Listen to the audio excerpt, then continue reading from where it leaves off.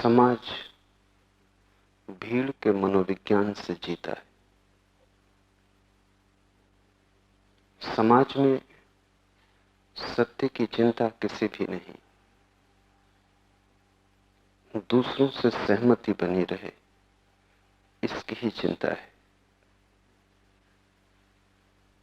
समाज के साथ व्यक्ति कैसे समायोजित रहे, एडजस्टेड रहे, इसकी ही चिंता है। समाज झूठ हो तो व्यक्ति को भी झूठ हो जाना पड़ता है। व्यक्ति बहुत अकेला है, समाज बड़ा है, और जब तक समाज से बड़े का सहारा न मिले तब तक इसके अतिरिक्त कोई उपाय भी नहीं कि समाज के साथ सहमत रहा जाए। केवल वे ही लोग समाज के पार उठ पाते हैं जिन्हें परमात्मा का सहारा मिल जाता है, क्योंकि तब उन्होंने विराट और अनंत के साथ अपना संबंध जोड़ लिया। तब उन्होंने सागर से संबंध जोड़ लिया। नदी से संबंध टूट भी जाए, डबरे से संबंध टूट भी जाए तो कोई अंतर नहीं पड़ता। परमात्मा में प्रविष्ट होते ही व्यक्ति समाज से मुक्त हो पाता है, अन्यथा समाज बहुत बड़ी घटना है। चारों तरफ वे ही लोग हैं, उनसे जरा भी तुम भिन्न हुए कि तुम पागल हो, उनसे जरा भी तुम अन्य हुए कि तुम नासमझ हो।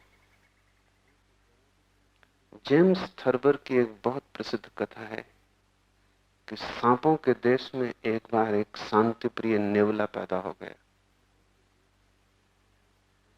सांपों ने तत्क्षण उसे शिक्षा देनी शुरू की। नेवलों ने उसे शिक्षा देनी शुरू की कि सांप हमारे दुश्मन। पर उस नेवले ने कहा, क्यों? मेरा उन्होंने अब तक कुछ भी नहीं बिगाड़ा। पुराने नेवलों ने कहा, ना समझ, तेरा ना बिगाड़ा हो, लेकिन वे सदा से हमारे दुश्मन, उनसे हमारा विरोध जातिगत है। पर उस शांतिप्रिय नेवले ने कहा, जब मेरा उन्होंने कुछ नहीं बिगाड़ा तो मैं क्यों उनसे शत्रुता पालूं? खबर फैल गई नेवलों में कि एक गलत नेवला पैदा हो गया है जो सांपों का मित्र और नेवलों का दुश्मन। नेवले के बाप ने कहा, ये लड़का पागल है। नेवले की मां ने कहा, ये लड़का बीमार है। नेवले के भाइयों ने कहा, ये हमारा भाई बुजदिल है। समझाया बहुत उसे कि ये हमारा फर्ज है, राष्ट्रीय कर्तव्य है कि हम सांपों को मारे। हम इसीलिए इस पृथ्वी को सांपों से खाली कर देना, क्योंकि उनके कारण ही सारी बुराई, सांप ही शैतान है। उस शांतिप्रिय नेवले ने कहा, मैं तो इसमें कोई फर्ज नहीं देखता। सांपों को भी मैं देखता हूं, मुझे उनमें कोई शैतान नहीं दिखाई पड़ता। उनमें भी संत हैं और शैतान हैं, जैसे हम में भी संत और शैतान हैं। खबर फैल गई कि वो नेवला वस्तुतः सांप ही है, सांपों की तरह रेंगता है, और उससे सावधान रहना, क्योंकि शकल उसकी नेवले की और आत्मा सांप की। बड़े बूढ़े इकट्ठे हुए पंचायत की, और उन्होंने आखिरी बार कोशिश की नेवले को समझाने की कि तू पागलपन मत कर। उस नेवले ने कहा, लेकिन सोचना समझना तो जरूरी है। एक नेवला भीड़ में से बोला कि सोचना समझना गद्दारी है। दूसरे नेवले ने कहा कि सोचना समझना दुश्मनों का काम है।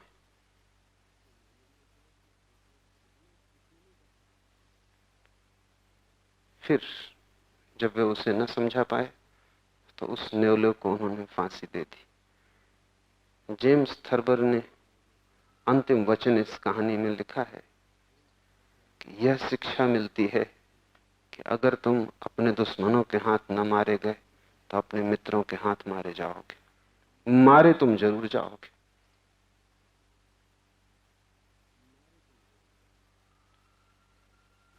ऐसी ही स्थिति प्रत्येक मनुष्य की है।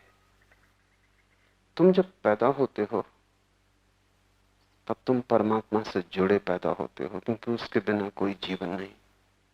तब तुम शुद्धतम स्रोत से जुड़े हो।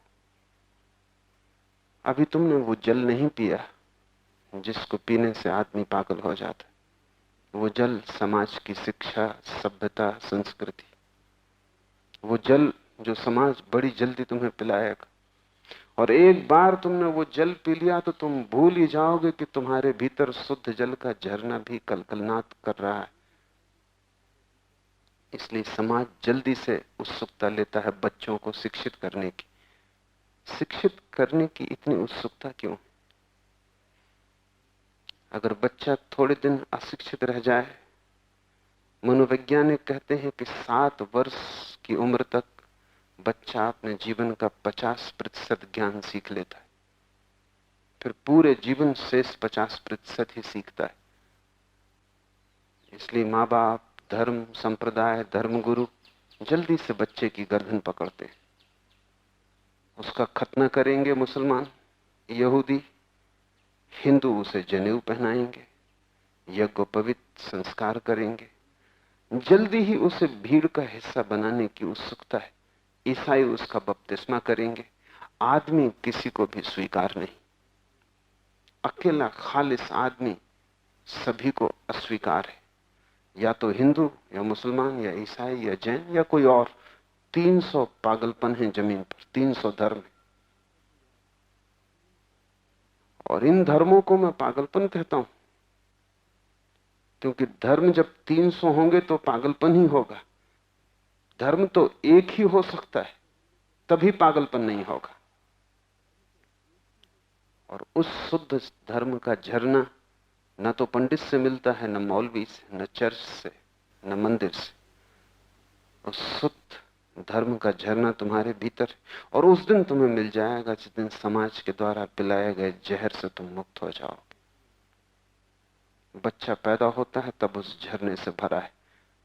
इसलिए बच्चे की आंखों में संतत्व होता है। बच्चे की आंखों में वो झलक होती है अनंत की। और जब भी कोई ज्ञान को उपलब्ध हो जाता है तो फिर उसकी आंखों में वही बच्चों जैसी झलक आ जाती, वर्तुल पूरा हो जाता है।